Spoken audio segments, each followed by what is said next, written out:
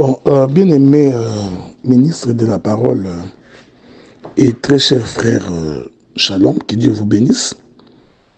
Nous entamons aujourd'hui la deuxième partie de notre intervention sur la toison de laine. Nous allons donc prendre les livres des Juges, Juges chapitre 6, à partir du verset 37. Nous disons, je commence par le verset 36. Gédéon dit à Dieu, si tu veux délivrer Israël par ma main, comme tu l'as dit, voici, je vais mettre une toison de laine dans l'air. Et si la toison seule se couvre de la rosée et que toute la terre, tous les terrains, restent secs, je connaîtrai que tu délivreras Israël par ma main, comme tu l'as dit. Ça, c'est notre écriture d'aujourd'hui. Donc, selon l'ossature que j'avais dressée hier au cours de mon intervention, j'avais dit qu'hier, je définirais ce que c'est la toison de laine. Et aujourd'hui, je vais devoir maintenant expliquer le premier signe que le frère Gédéon va donc demander à Dieu pour se rassurer que l'Éternel délivrerait Israël par sa main. Alors il dira à Dieu, je prendrai donc la toison de laine, je mettrai sur le champ, et demain matin, lorsque je me réveillerai, je voudrais que l'eau soit contenue dans la toison, et que j'aime la manière dont il a dit ça. Il dit, je voudrais que la toison seule se couvre de la rosée et que le terrain reste sec. Donc, que la toison soit donc remplie de la rosée et que la terre ou le terrain puisse rester sec.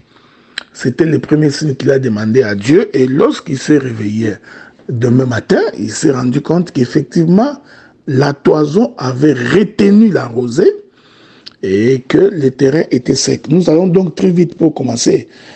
Après que nous ayons défini la toison hier, la toison de laine, nous l'avions expliqué comme étant le Seigneur Jésus-Christ, mais qui rentre dans le monde.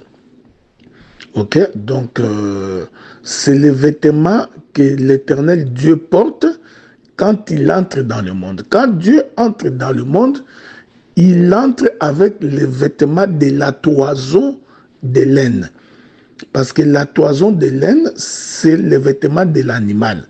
Ok, donc quand on fait un vêtement en laine, le vêtement en laine est fait sur base de l'habit ou des poils des animaux. Ok?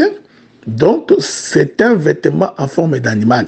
C'est pourquoi je vous ai fait comprendre que lorsque le Seigneur Jésus-Christ vient pour se faire baptiser, lorsque Jean-Baptiste le regarde, il a vu un animal. C'est ainsi qu'il déclara, voici l'agneau de Dieu qui ôte les péchés du monde. J'ai attesté cela de par la naissance de Jésus pour faire comprendre que lorsque Jésus s'en allait pour naître sur la terre, il est né dans une bergerie au milieu des animaux. C'était pour confirmer qu'il est l'animal. Donc, c'est lui la toison de laine. Okay? Il était habillé en toison de laine. Je voudrais dire ceci. En fait, le Seigneur Jésus-Christ, c'est le Créateur habillé en toison de laine. Hein? Donc, je vais répéter ça de temps en temps pour que nous puissions bien nous faire comprendre. Remarquez, c'est très important, ce que je voudrais dire maintenant. Remarquez que le père Adam, avant le péché, hein, il ne mangeait pas de la viande. Ok? Adam, avant le péché, avait pour nourriture de l'herbe. Je voudrais très vite, si vous le permettez, que nous puissions lire cette écriture-là, écoutez ce que Dieu dit à Adam. Je suis dans les livres de Genèse. Dans les livres de Genèse, dans son chapitre 1er, le verset 29, Dieu dit, « Voici, je vous donne toute herbe portant de la semence et qui est sur la surface de toute la terre, tout arbre ayant en lui du fruit d'arbre et portant de la semence, ça sera votre nourriture. » Ok? Le verset 30, « Et à tout animal de la terre, et à tout oiseau du ciel, et à tout ce qui se met sur la terre, ayant en soi un souffle de vie, je donne toute herbe verte pour nourriture, et cela fut ainsi. » Remarquez, donc, avant que Adam ne pêche, lorsque Adam était encore dans la présence du Seigneur, lorsque Adam observait la voix de Dieu, lorsque Adam vivait selon la volonté de Dieu, Adam avait pour nourriture toute herbe des champs. Ok? Ainsi, vous allez remarquer que même les animaux avaient aussi pour nourriture toute herbe des champs. Remarquez que le Seigneur ici donne la nourriture à deux peuples. Il donne la nourriture à Adam et il donne la nourriture aux animaux. Ok? C'est très important. Or, vous allez remarquer que ici, Adam, qui représente le peuple de Dieu, celui que Dieu s'est choisi en premier, celui auprès de qui Dieu a fait porter son nom. Ici, Adam et sa femme vont donc représenter la maison d'Israël. Cette maison d'Israël avait pour nourriture de la semence, de l'herbe.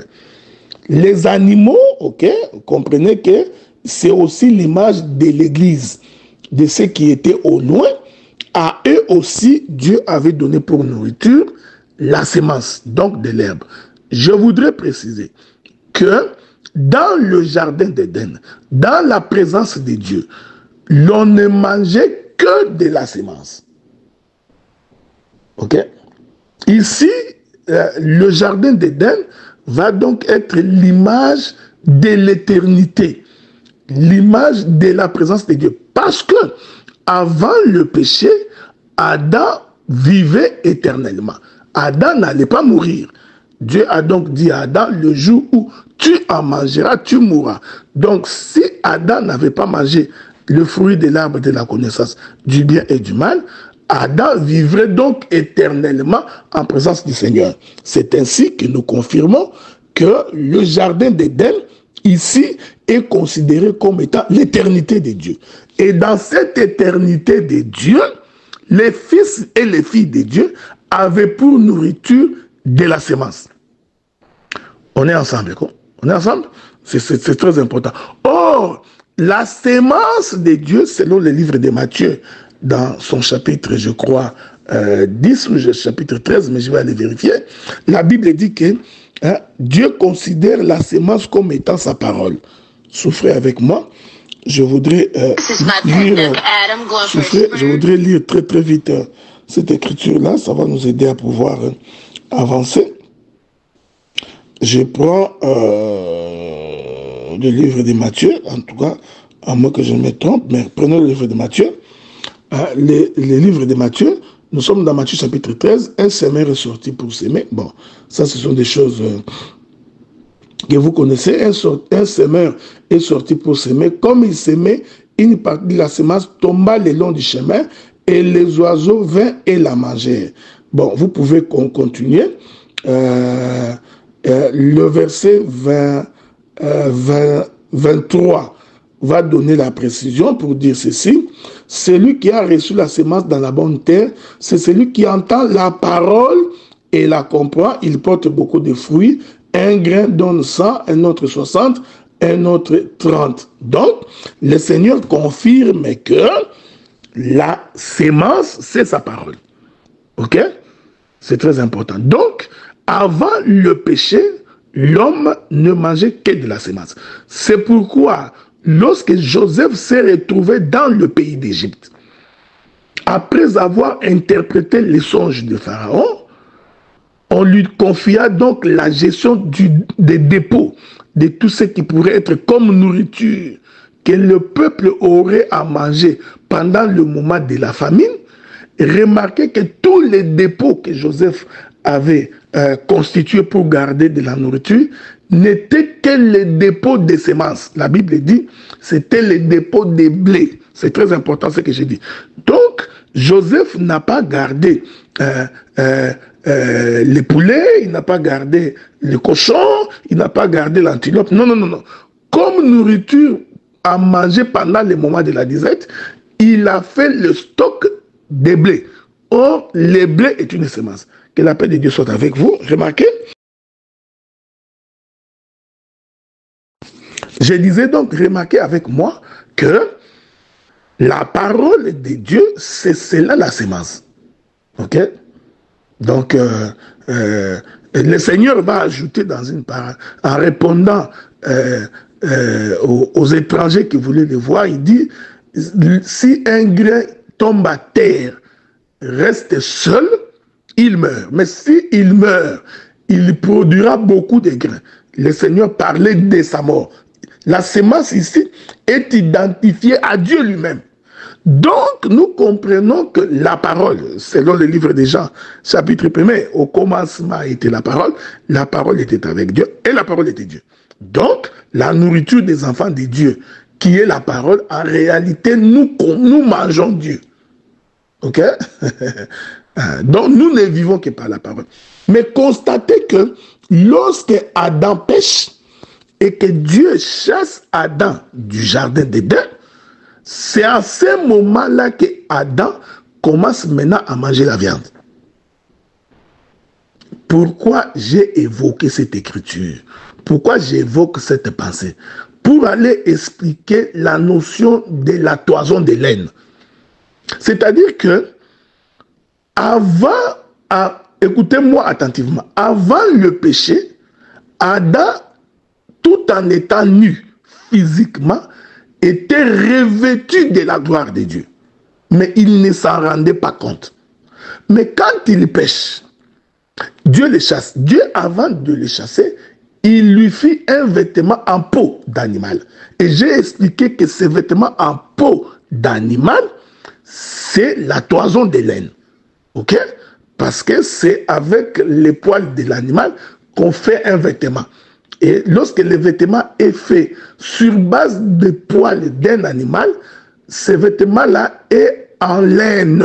C'est très important. Donc, quand Adam sort du jardin avec la peau de l'animal. C'est-à-dire, il sort avec la peau de laine. Il sort comme un animal. Je voudrais le dire ça autrement. Donc, quand Adam sortait du jardin, Adam était sorti comme un animal. Parce qu'il était habillé de la peau de l'animal. Est-ce qu'on est ensemble? Ok? C'est très important. C'est pourquoi à la naissance d'Ésaü, l'Écriture dit qu'Ésaü est né avec un manteau, comme avec le poil. Il était velu. Donc, Ésaü, c'était un animal. Voyez-vous ça? C'était un animal à cause de ses poils, parce qu'il était velu.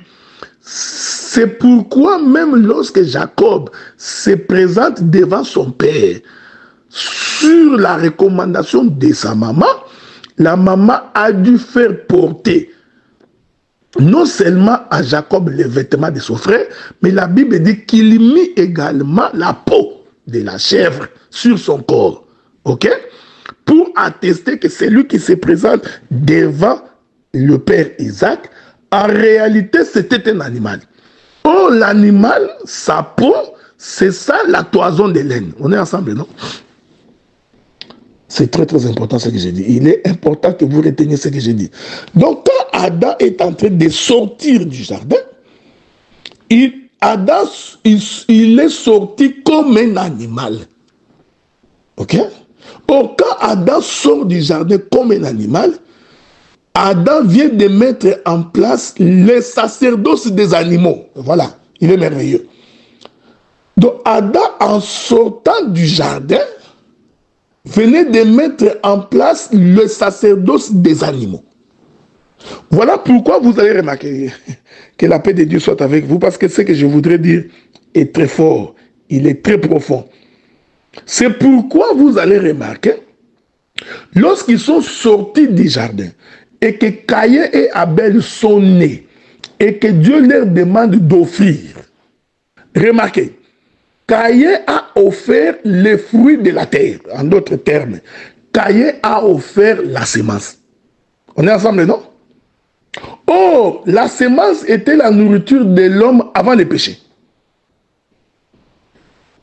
Quand Adam, son père, était encore dans le jardin, Dieu avait fait de lui, non pas un berger, mais Dieu avait fait de lui un cultivateur.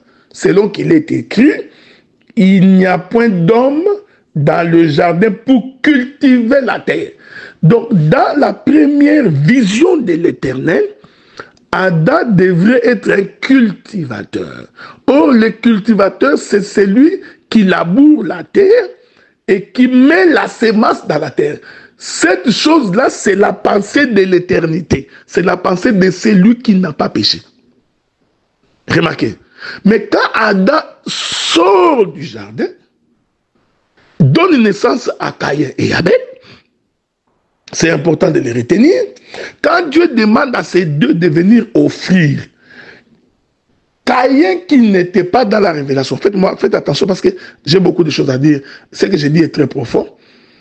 Il a voulu offrir le produit de la terre alors qu'ils étaient déjà dans l'état du péché par le fait que Dieu les avait chassés. Je vais demeurer ici parce qu'il y a beaucoup de choses qui me viennent à l'esprit. Quand Dieu chasse Adam, il ne l'a pas chassé avec un arbre. Il ne l'a pas chassé avec une semence. Il le chasse comme un animal parce qu'il était habillé en peau de l'animal. Et Dieu dit, empêchons-les de mettre la main, non pas sur l'agneau. Est-ce que vous me suivez? Dieu n'a pas dit, non, non, empêchons-les d'aller mettre la main sur l'agneau, de manger l'agneau et vivre. Non, Dieu dit, empêchons-les de mettre la main sur l'arbre de la connaissance du bien et du mal. Ah, donc, Adam, dans l'état de péché, ne pouvait plus aller toucher à ce qui est semence. Parce que ce qui est semence, c'est la parole de Dieu, c'est l'observation des recommandations de l'Éternel. Et ceci n'est possible que pour celui qui vit en sainteté avec Dieu. Donc, quand ils sont sortis, Caïn va vouloir offrir comme si son père n'avait pas péché. Qu'est-ce qu'il fait? Il prend les produits de la terre. Écoutez-moi attentivement. Dieu n'a pas agréé l'offrande de Caïn parce que l'offrande de Caïn était une offrande inappropriée après qu'il soit sorti du jardin. Voilà pourquoi l'offrande d'Abel a été agréée, parce que l'offrande d'Abel inaugurait les sacerdoces de Moïse, donc les sacerdoces de la loi, c'est-à-dire le versement du sang des animaux. C'est très important. Pourquoi? Parce que son père, en sortant, était sorti comme un animal. C'est comme ça que je vous ai dit hier, selon les livres des Hébreux, quand il est écrit, tu n'as voulu ni sacrifice ni holocauste. Cette écriture confirme que le premier sacerdoce était le sacerdoce des animaux. Comme vous le savez, non? C'était le sacerdoce du sang. Ce sacerdoce-là est le fruit du péché de l'homme. Que le Seigneur nous soutienne, parce qu'il y a beaucoup de choses à dire ici. C'est pourquoi, quand Jésus naît, il devait naître comme un animal. Donc, comme l'agneau de Dieu qui ôte les péchés du monde. Pourquoi? Parce qu'il était l'image du sacerdoce de Moïse, du premier sacerdoce. Mais en venant, il vient comme un animal. Or, l'animal est habillé en peau de laine. Hein? Donc, l'habit de l'animal, c'est la laine. Ok? Laissez-moi aller, je voudrais aller trouver une autre écriture pour me faire comprendre très bien.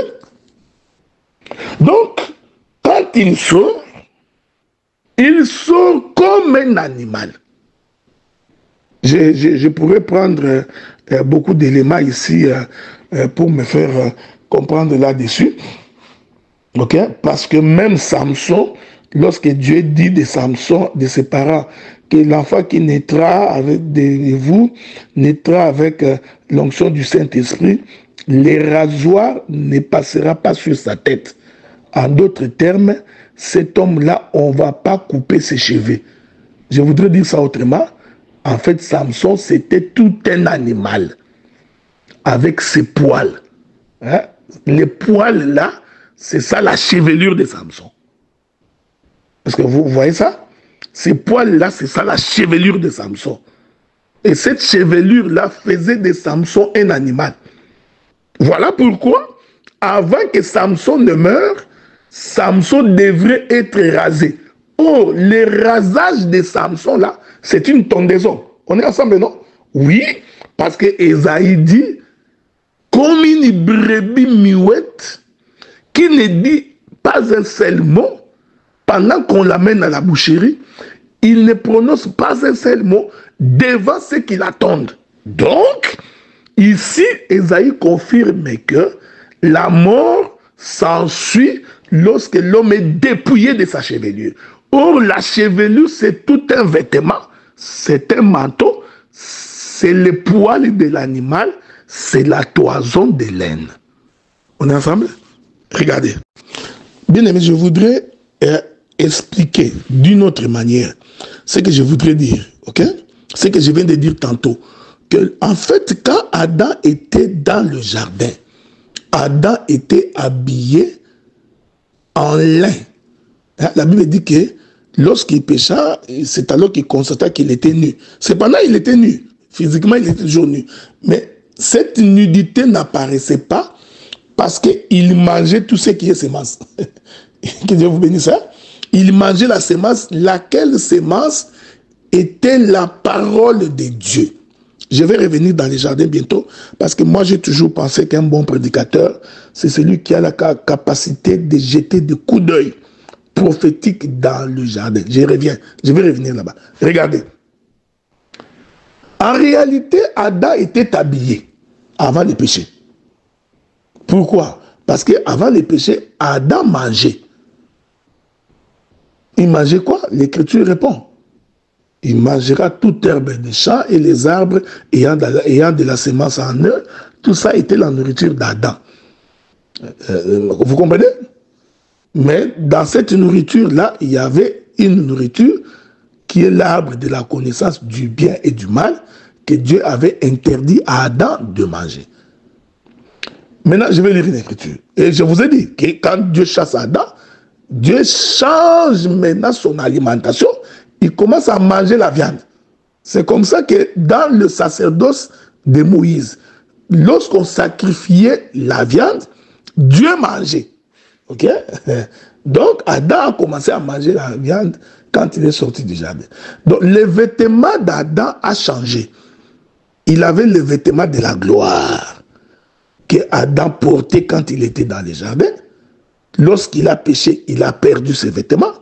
Maintenant, quand il sort, il doit porter les vêtements des animaux, c'est-à-dire la toison de laine. Je prends le livre d'Ézéchiel. Nous prenons Ézéchiel chapitre 44. Je vais commencer par le verset 16. Il est écrit, « Ils entreront dans mon sanctuaire. » Il s'agit des sacrificateurs. « Ils s'approcheront de ma table pour me servir. Ils seront à mon service. Lorsqu'ils franchiront les portes du parvis intérieur, ils revêtiront des habits en lin. Et ils n'auront sur eux rien qui soit en laine. Quand ils feront le service aux portes du parvis intérieur dans la maison. » Je prends le verset 19. Lorsqu'ils sortiront pour aller dans le parvis extérieur vers le peuple, Ils ôteront les vêtements avec lesquels ils font le service. Ils les déposeront dans les chambres du sanctuaire. Ils en mettront d'autres afin de ne pas sanctifier le peuple par leurs vêtements. Est-ce qu'on est ensemble? Je répète maintenant.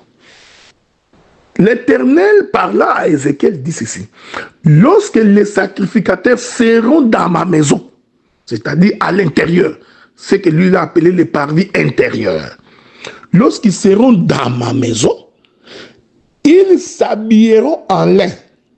Or, les vêtements en lin proviennent de tout ce qui est semence. Est-ce qu'on est ensemble, non? Voilà.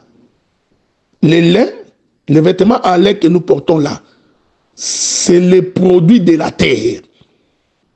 C'est tiré de la semence. Que la paix de Dieu soit avec vous. Oh, la nourriture de l'homme qui lui a été donnée avant le péché, c'était de la semence. Pourquoi? Parce qu'il était dans le parvis intérieur. C'est-à-dire, il était dans la maison de l'Éternel. Voilà pourquoi, en étant dans la maison, dans le parvis intérieur, en étant dans la maison de l'Éternel, là où il n'y a pas le péché, il est habillé en lin. Est-ce que vous comprenez ça? Et sa nourriture est le produit de la semence, comme son vêtement. Je voudrais dire, les vêtements d'Adam, avant le péché, étaient un vêtement en lin. Donc, quand la Bible dit qu'après avoir mangé le fruit de l'arbre de la connaissance du bien et du mal, ils constataient qu'ils étaient nus, en réalité, Dieu leur avait retiré le vêtement en lin. Qu'est-ce que c'est ce vêtement en lin? C'est la nourriture qui est la semence. Laquelle semence? C'est la parole de Dieu. On est ensemble là? Oui, parce que la parole de Dieu, c'est tout un vêtement.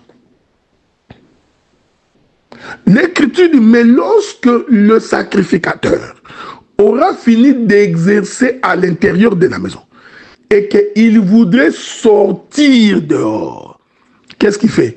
Il doit se débarrasser de son habit en lin. Il portera l'habit en laine. Voilà. Donc quand il sort quand il va au parvis extérieur, il doit porter l'habit en peau de l'animal. Est-ce que vous avez-vous vu? Avez-vous remarqué Adam? Donc, cet Adam-là qui sort du jardin, qui va dehors, en réalité, c'est les sacrificateurs. Mais il a laissé l'habit en lin à l'intérieur de la maison. C'est ce que Dieu avait retiré. Que la paix de Dieu soit avec vous. J'ai beaucoup de choses à dire ici, mais je suis en train d'espérer. Comme je suis dans une audience des ministres et pas des moindres, je suis en train d'espérer que je me fais comprendre. Voilà pourquoi, quand Jésus vient dans le monde, il ne devrait porter que l'habit en laine, c'est-à-dire l'animal, la toison en laine. Mais faites attention, il y a quelque chose d'extraordinaire qui va arriver ici. Quand il sort comme un animal, il ne se révèle pas. Ok? Voilà. Donc, quand il sort de la maison de l'Éternel, ayant laissé l'habit en lin. Pourquoi? Parce que si le sacrificateur, c'est ce qu'Ézéchiel dit, si le sacrificateur sort avec l'habit en lin, il sanctifiera le peuple. Donc, les vêtements de lin apportent la sanctification. Que la paix de Dieu soit avec vous. On est ensemble, non? Écoutez-moi bien, écoutez attentivement. Or, sortir avec les vêtements en lin, en d'autres termes, c'est sortir nu. Je veux que tu me suives. Je vais répéter ça parce que ce que j'ai dit, ce sont les os pour les hommes affermés. Je répète ça. Adam, quand il était dans les jardins, il n'avait pas d'habit. Physiquement comme ça, il n'avait pas d'habit. Mais spirituellement, l'habit qu'il portait, c'était la gloire. C'est ce que la Bible dit. Mais cette gloire-là, en fait, comme sa nourriture était une semence, cet habit-là était en lin. Je voudrais dire ça autrement. L'habit en lin, avant le péché, c'est la nudité d'Adam. Je veux que tu me suives bien. Parce que il y a une différence entre la nudité d'Adam avant le péché et la nudité d'Adam après le péché. Hein? La nudité d'Adam avant le péché est une sanctification. La nudité d'Adam après le péché, c'est la malédiction. Je l'ai dit autrement. La nudité d'Adam avant le péché, c'est une bénédiction. La nudité d'Adam après le péché, c'est la malédiction. Pourquoi? Parce que la nudité d'avant le péché, c'est le vêtement en lin. Le sacrificateur est dans le parvis intérieur de la maison de Dieu. Ainsi, tout ce qu'il a est une sainteté. Voilà pourquoi quand il veut sortir, s'il sort avec la nudité d'avant le péché, il sanctifierait le peuple. Tout ça, je voudrais expliquer l'eau, la rosée retenue dans la toison. Je suis en train d'expliquer la rosée retenue dans la toison. Maintenant, pour sortir, qu'est-ce qu'il fait? Il s'habille en peau de laine. En d'autres termes, il cache la nudité d'avant le péché. En portant l'habit en laine. En d'autres termes, il se déguise. En d'autres termes, il se cache. Il se cache où? Il se cache dans la toison de laine. Il se cache dans la peau de l'animal. Or, quand il se cache dans la peau de l'animal, cela veut dire que le peuple ne peut pas être sanctifié parce qu'il a abandonné l'habit en lin dans le parvis intérieur. Et je voudrais dire que les vêtements en peau d'animal ou la toison en laine empêche le peuple d'être sanctifié. Est-ce que vous me suivez? C'était ça la première préoccupation de Gédéon. Gédéon dit, pour que je sois rassuré que tu viendrais avec moi pour accorder la victoire à Israël, je voudrais que l'eau soit cachée dans la toison. C'est-à-dire que la toison cache l'eau. Que la toison ne répande pas ce qui est à l'intérieur. Voyez-vous? Une fois que la toison retient l'eau, la terre doit être sèche. Or, quand la terre est sèche, nous sommes dans un désert. Or, le désert est caractérisé par l'absence de la pluie. On est ensemble, hein? On est ensemble? Vous m'excuserez énormément parce que ce que j'ai dit est très... donc, je sais que l'évangile éternel, c'est une richesse que Dieu nous a donnée et puis c'est un coup d'œil que Dieu n'a pas donné à beaucoup. Voilà pourquoi nous sommes les dispensateurs de la bonne nouvelle pour permettre à ceux qui sont soif de la parole de venir, à ceux qui ont soif de la sainteté de s'approcher. Donc l'évangile éternel, bien aimés frères et sœurs, je commence à regretter parce qu'il y a beaucoup de prédications que nous entendons aujourd'hui. J'ai l'impression que nous rapprochons de plus en plus de la frontière des groupes de prière. Ok? Donc, les gens passent beaucoup plus de temps à prêcher les désirs de la chair, la satisfaction des besoins physiques, ce qui n'est pas mauvais quelquefois aussi. Ok? Nous prêchons le mariage, nous prêchons l'argent, nous prêchons être millionnaire, nous prêchons avoir des maisons, nous prêchons des gens qui ont des papiers, qui sont des immigrants qui ont besoin de papiers, nous prêchons les liens, les démons, tout ça c'est bien. Mais je vous informe mes frères, sans l'interprétation, si le peuple ne comprend pas ce que nous prêchons, il ne peut pas être sauvé. Le salut se cache dans ce que nous enseignons ici. C'est-à-dire dans la compréhension profonde de l'écriture, dans la saisie de ce qui est spirituel. Et c'est ainsi qu'on abandonne la vie du péché. Est-ce que vous comprenez ça? Donc, l'évangile éternel ne reste pas un petit slogan, hein, ce n'est pas pour nous enorgueillir, non. C'est-à-dire que nous nous imprégnons de la profondeur de Dieu et cette profondeur fait de nous des hommes transformés, des hommes qui craignent Dieu, pas des gens qui ont de la malice, qui ont des calculs politiciens dans leur cœur. Non. Est-ce que vous me suivez? Suivez-moi, suivez-nous attentivement, frère. Parce que ce que j'ai dit est très capital, très profond. Remarquez, remarquez. Gédéon, il dit ceci. Je voudrais que l'eau soit retenue dans la toison. Ça, c'est le premier signe. Or, un jour, Jésus croise la femme samaritaine. Il dit à cette femme samaritaine, si je te donne l'eau que j'ai, la vie éternelle coulera en toi. Tu n'auras plus soif. La vie de l'éternité coulera en toi et tu ne viendras plus ici pour puiser de l'eau. Le Seigneur confirme par là que sa parole, c'est de l'eau. Ok? On est ensemble, non? Parce que je vais donner l'écriture que la toison, c'est de l'eau. Ce n'est rien de la toison, c'est de l'eau.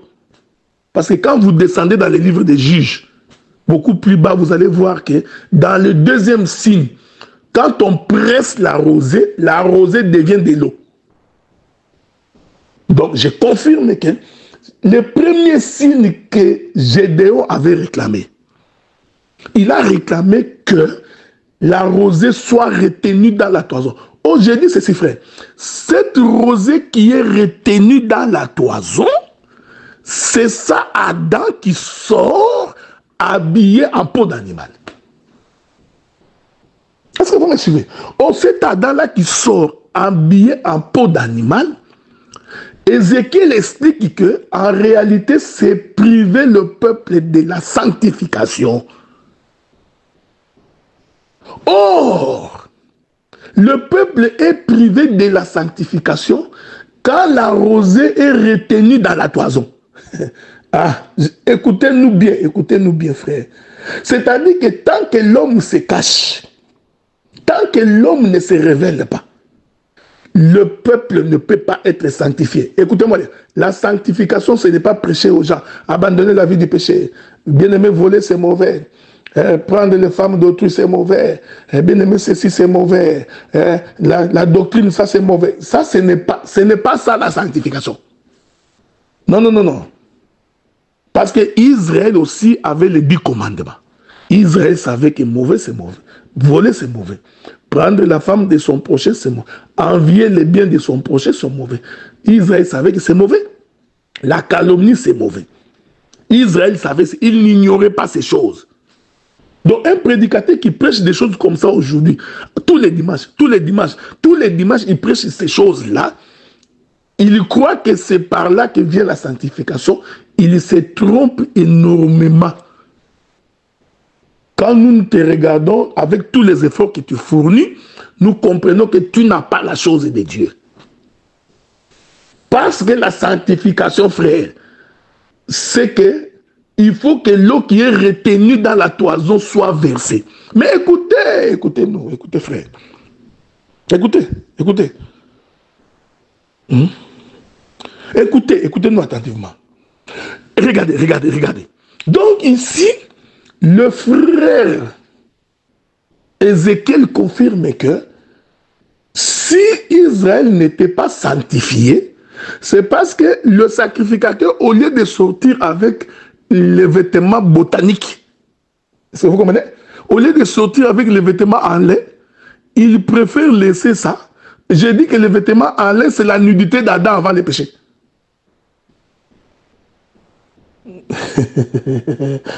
Il est merveilleux.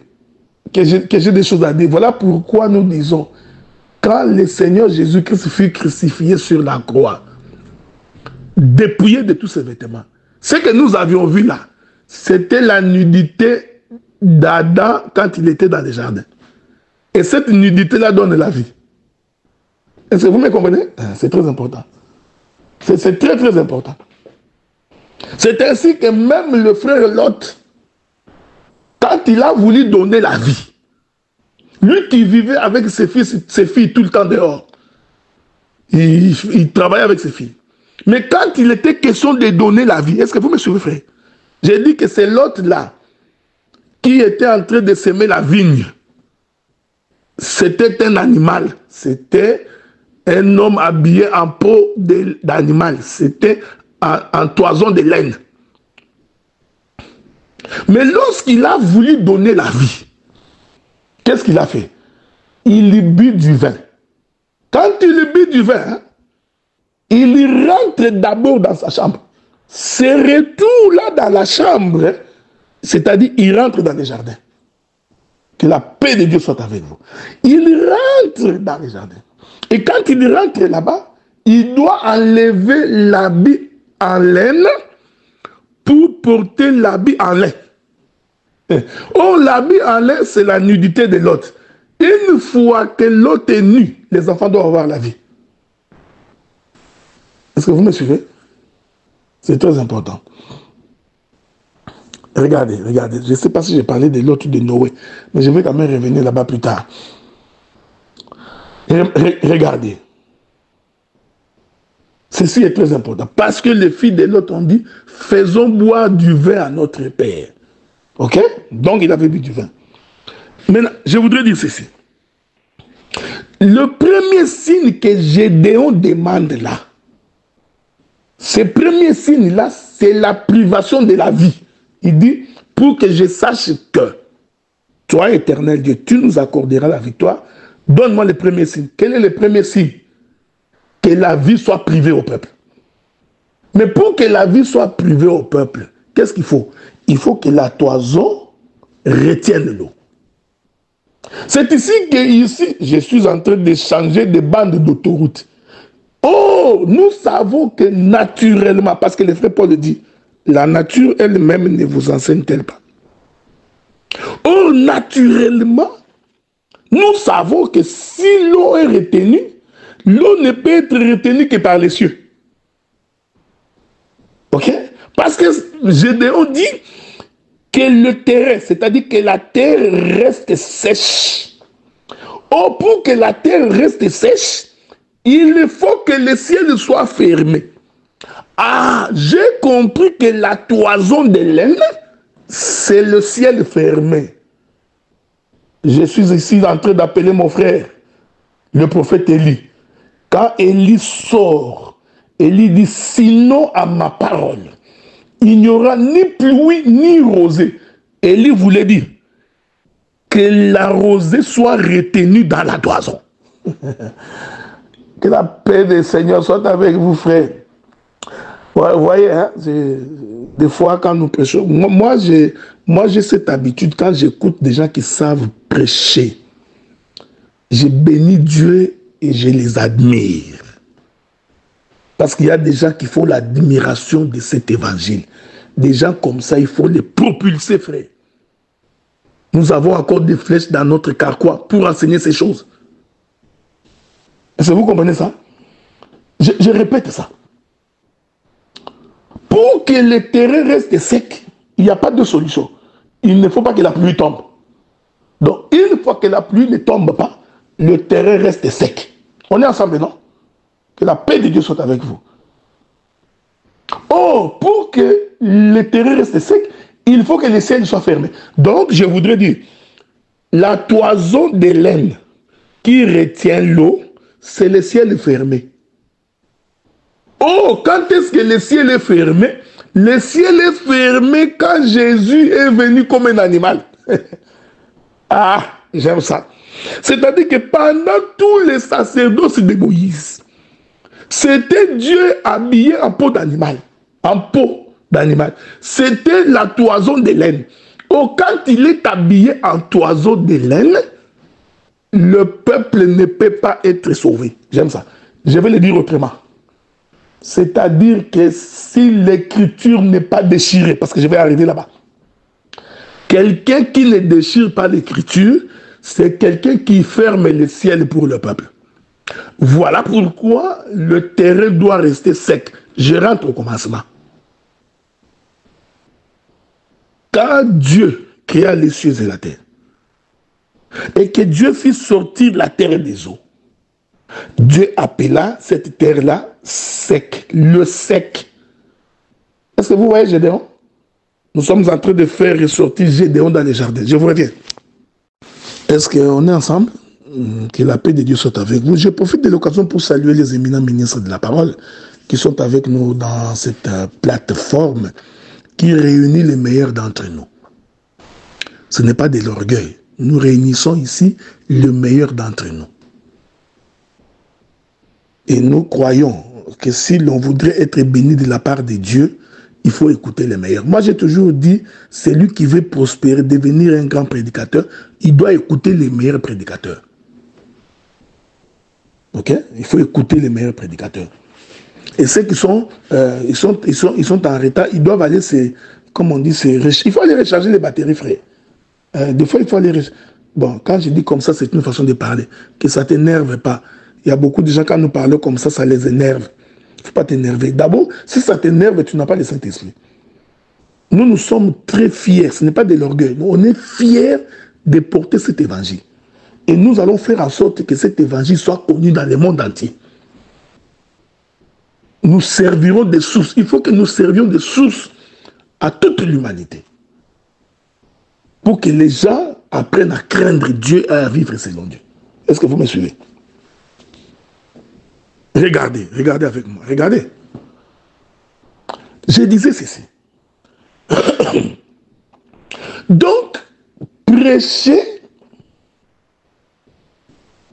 sans explication, c'est la toison de laine qui retient l'eau. Donc, quand Jésus entre dans le monde, est-ce que vous me suivez? Il entre comme la toison de laine qui renferme l'eau. En fait, Gédéon a prophétisé sur les sacerdoces de Moïse. Parce que les sacerdoces de Moïse retenaient l'eau. Je n'ai pas oublié. Regardez. Quand la terre sort des eaux au 3e jour, Dieu appelle cette terre-là le sec. Pourquoi a-t-il appelé cela le sec? Parce que la Bible répond. Il dit, parce que la pluie n'était pas encore tombée. Aucun arbuste des champs ne germait, aucune herbe des champs ne germait, tout simplement parce que Dieu n'avait pas encore fait pleuvoir. Or, quand Dieu ne fait pas pleuvoir, c'est-à-dire c'est la toison qui retient l'eau. Et j'ai dit que la toison, c'est tout un vêtement, frère. Or, le ciel, c'est un vêtement. Hein? Il y a une écriture dans Psaume. Hein? Vous permettez que nous trouvions cette écriture-là.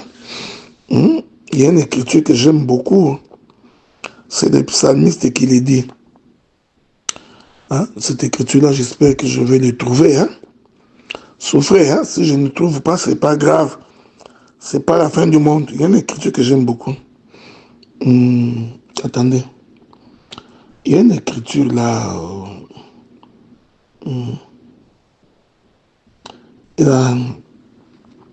Je ne sais pas si je trouverai cela, mais c'est pas grave. Sinon, je reviendrai. Parce qu'il y a une écriture où il est écrit que Dieu fait des nuages ses vêtements, ok? Mais c'est pas grave. Je ne voudrais pas aller perdre mon temps là-bas, mais si je trouve l'écriture, je vous la donnerai, ok? Donc, il y a une écriture comme ça là, où Dieu démontre que le ciel est un vêtement. Ah, voilà, j'aime ça. C'est Job qui l'a dit. Prenons le livre de Job. Job dit ceci. Job dit, Job chapitre 38, verset 9. Quand j'ai fait de la nuée son vêtement, je m'arrête là. Hein? La nuée, c'est tout un vêtement. Je voudrais dire ça autrement. La nuée, c'est une toison. Parce que la toison est un vêtement. La toison de laine, c'est le vêtement de la peau de l'animal. Est-ce que vous me suivez? Ici, Job démontre que l'Éternel fait de la nuée ses vêtements. Une nuée, mais qui est tout un vêtement. Or, À quoi sert la nuée? Job répond à la question. Je vous donne la réponse. Job répond à la question. Écoutez ce que Job dit. Je suis dans le livre de Job. Job dit ceci. Job chapitre 26, verset 8. Il dit, il renferme les eaux dans ses nuages, et les nuages n'éclatent pas sous leur poids. Ah, j'aime ces choses-là. Nous pouvons également ajouter Job chapitre 37, verset 11. Il charge des vapeurs les nuages et il les disperse étincelants. Est-ce que j'ai autre chose? Oui. Job 38, verset 37. Qui peut avec sagesse compter les nuages et verser les outres des cieux? Ok? On est ensemble? Que la paix de Dieu soit avec vous. Donc, la toison de laine qui retient l'eau, en réalité, c'est les cieux. C'est le ciel. Mais c'est quel ciel? C'est le ciel qui ne fait pas encore pleuvoir. C'est ce ciel-là que le prophète Élie avait fermé. Sinon, à ma parole, il n'y aura ni pluie ni rosée. Il voulait dire, toi, toison, c'est-à-dire les cieux, retiens l'eau. On est ensemble, non? C'est le premier signe. Le premier signe que Gédéon demande. Que la toison retienne l'eau, renferme l'eau. Or, la toison qui renferme l'eau, c'est le ciel fermé. Or, le ciel fermé, c'est le sacerdoce de Moïse. Il est merveilleux. Souvenez-vous, vous vous souvenez, non? Les enfants d'Israël sont venus voir Moïse. Écoutez, Moïse, nous sommes fatigués de t'écouter. Nous voudrions que Dieu vienne lui-même nous parler. Alors, Moïse va voir Dieu et dit, écoutez, ce peuple-là voudrait que tu descendes, que la paix de Dieu soit avec vous. Il dit, le peuple-là voudrait que tu descendes, que tu viennes leur parler personnellement. Personnellement, tu viennes leur parler. Alors Dieu dit, allez dire à ce peuple-là de laver leurs vêtements. Le troisième jour, le matin, je descendrai pour que nous puissions nous voir à la montagne. Alors, quand tu es un théologien, tu pouvais croire que Dieu allait descendre en soutane avec la barbe blanche qui va crier du haut des cieux, mais voici votre Dieu. Comme c'est les songes de beaucoup de gens. Non, j'ai rêvé Dieu qui m'est apparu dans une soutane blanche et qui me disait, mon fils, mon fils, mon fils. À force de lire les livres d'Apocalypse, tu as fait un songe comme la vision des gens et tu as conclu que c'était Dieu. Israël pouvait imaginer, oh, il sera comment? C'est Dieu-là que nous voulons, qui nous fixe rendez-vous, qui va nous voir d'ici 3 jours. Oh, le Dieu qui nous a délivrés de la main de Pharaon, c'est lui qui a fendu la mer en deux. Ce Dieu-là viendra nous parler lui-même. C'est ce qui s'attendait. Il n'avait pas compris que le Dieu-là qui devrait venir, c'est une pluie. Le troisième jour, le matin, il y a eu rugissement du ciel, grondement, tonnerre et éclair. Or, quand il y a cette chose-là, cela veut dire que la pluie va tomber. Quand vous regardez le ciel et que vous voyez que le ciel est en train de rugir, les tonnerres et les éclairs, vous savez, vous, les naturalistes, vous savez que la pluie va tomber. Donc, Dieu allait descendre comme une pluie. Mais Israël va faire la prière de Gédéon. Non, Moïse, dis-lui de ne pas venir, oh, que le ciel soit fermé. Oh, il est merveilleux. Vous comprenez que Israël là, c'est Moïse, c'est Gédéon. Que le ciel soit fermé. Fermez le ciel. Moïse rentre, il dit, Dieu, ils ne veulent plus. Il dit, ok, c'est bon, je retiens l'eau. Voilà pourquoi Israël a fait sa marche de 40 jours dans le désert. C'est Israël-là qui fait la marche de 40 jours dans le désert. C'est le terrain resté sec. Est-ce que vous me suivez? C'est le terrain qui reste sec. Pourquoi? Parce que le ciel est fermé. J'ai beaucoup de choses à dire, hein, mes frères. Il y a beaucoup de choses qui me viennent à l'esprit. C'est le ciel qui reste fermé. C'est la toison de laine qui renferme l'eau. J'étais tenté d'exhorter, mais comme je suis devant un auditoire de chirurgiens, je n'ai donc pas besoin de vous exhorter. Ces choses-là, on peut aller les faire à l'église. C'est pourquoi, généralement, quand vous intervenez dans ces forums ici, mon bien-aimé Enoch, ne prenez pas des gens qui viennent nous exhorter. Non. Ici, nous voulons faire accroître notre connaissance. On peut garder l'exhortation quand nous serons dans nos églises respectives. Mais sinon, on peut dégager beaucoup d'exhortations ici. Quand le ciel est fermé, la terre est sèche. Voilà pourquoi Israël n'a pas cru. Parce qu'en réalité, Israël, le ciel était fermé pour lui. Un jour, Jean-Baptiste se présente. C'est là que je vais finir. Je disais qu'un jour, Jean-Baptiste se présente. Est-ce qu'on est ensemble? Oui, on est ensemble. Et le Saint-Esprit nous aide à comprendre ces choses. Un jour, Jean-Baptiste se présente. Lorsque Jean-Baptiste se présente, écoutez ce que Jean-Baptiste dit.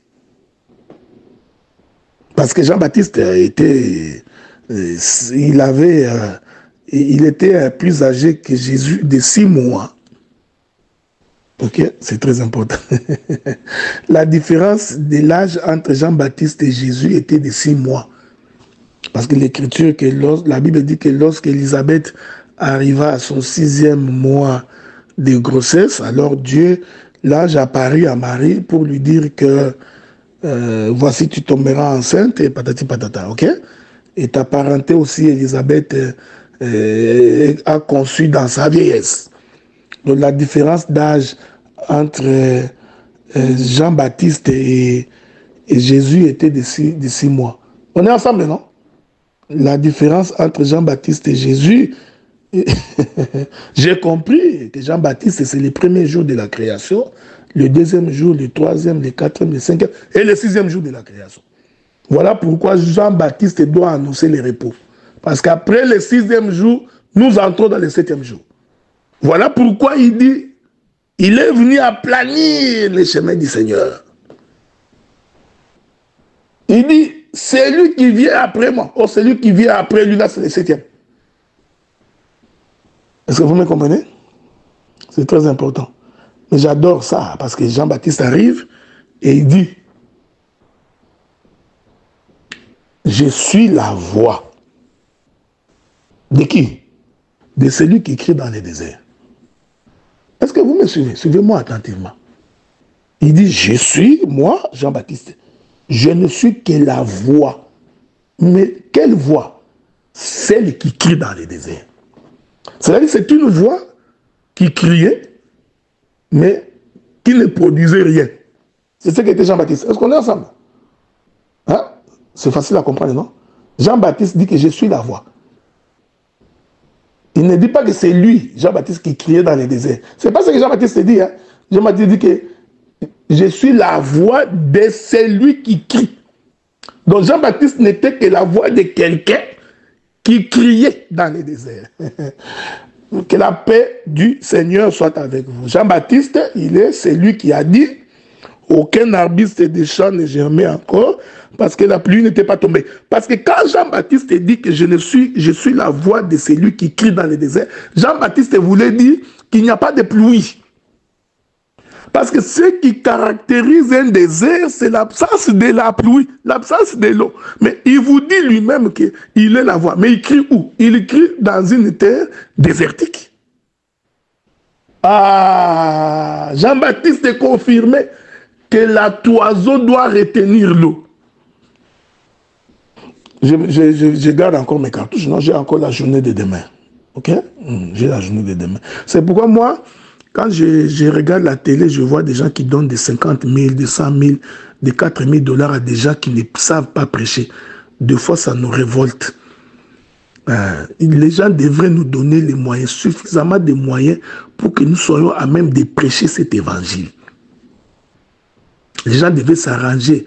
Ils donnent 10 000 $, nous ouvrons une télévision, YouTube en direct pour prêcher l'évangile.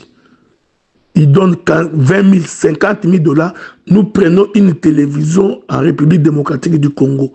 sur TNT, sur Canal+, le monde entier écoutera l'évangile. Est-ce que vous voyez ça? Écoutez-nous attentivement, frère. Écoutez-nous attentivement. Je vous avais dit, frère, apprenez à craindre Dieu. Sanctifiez-vous, lisez la Bible et méditez. Dieu vous ouvrira les fenêtres. N'allez pas répéter les syllabus chaque jour. Vous allez vous perdre, frère. Parce que dans les syllabus, il n'y a pas d'onction. C'est comme des brochures de Branham. Remarquez. Jean-Baptiste dit que je suis la voix de celui qui crie. Ce n'est pas lui qui criait. Il dit, lui n'est que la voix de quelqu'un qui criait. Qui criait où? Dans les déserts. Oh, bien-aimés frères et sœurs. Qui est celui qui a crié dans les déserts, si ce n'est pas l'Éternel Dieu? Parce qu'il dit, Israël, Israël, j'ai prêché, j'ai voulu, je t'ai envoyé les prophètes, avec l'intention que tu produiras quelque chose. Non, le ciel était fermé, frère. La toison de laine renfermait l'eau. L'eau était renfermée à l'intérieur. Nous disons que la toison de laine qui renferme l'eau, c'est quand Dieu a refusé de donner le Fils. Voilà, j'aime ça, j'aime ça. Quand Dieu refuse de donner le Fils, nous comprenons que la toison a renfermé l'eau. Écoutez, écoutez l'évangile, frère. Celui qui épargne en excès devient pauvre. Oh, celui qui avait épargné en excès, c'était Dieu. Pourquoi? Parce qu'il n'a pas voulu donner le Fils. Oh, quand Dieu ne donne pas le Fils, frère, c'est-à-dire le ciel a retenu l'eau. Quand le ciel retient l'eau, la terre n'a pas de vie. La terre est dans la sécheresse. Voilà pourquoi nous disons que Gédéon avait raison de dire que la toison renferme l'eau et que la terre soit sèche. Que le terrain soit sec. Est-ce que vous me comprenez? Je voudrais vous rappeler que ces choses ici nous renseignent les choses du royaume. Cette prière de Gédéon, c'était toute la Bible. Mais la question c'est que Gédéon exigeait une nuit pour aller voir ça. Il disait, je le laisse, mais je dois venir demain. Donc il doit passer 24 toute la nuit pour constater que non, l'eau a été retenue dans la toison. La dispensation de Moïse est tout un temps. C'est le temps où la toison retient l'eau. Mes bien-aimés ministres de la parole, chers collègues, amoureux de la bonne parole, nous voici arrivés à la fin de notre deuxième intervention sur la toison qui retient l'eau. Demain, nous allons maintenant prendre le deuxième signe. Et nous donnerons la raison pour laquelle Jésus a été percé. Que le Seigneur vous bénisse parce que quelque chose me vient à l'esprit. Écoutez frère, Adam, j'aime ça. Moi j'adore les jardins. Ça me fait beaucoup du bien. Je vous informe que Adam, avant la manifestation de la femme, c'était la toison qui retient l'eau. Vous voyez, quand Adam marchait dans les jardins là, seul, sans la manifestation de la femme, quand il régnait, c'était la toison qui retient l'eau. C'était toute une dispensation de Moïse. Voilà pourquoi, quand Dieu le regarde, il dit non, il n'est pas bon. Ah, tu ne peux pas retenir l'eau jusqu'à, comme disent les Ivoiriens, jusqu'à. Est-ce que vous me comprenez? Donc c'est Moïse, c'est cet Adam-là qui marchait dans les jardins. Avant la manifestation de la femme, parce que je donnerai les détails demain, c'était la toison qui retient l'eau. En réalité, cet Adam-là, c'était la loi. Voilà pourquoi il n'a pas manifesté la vie.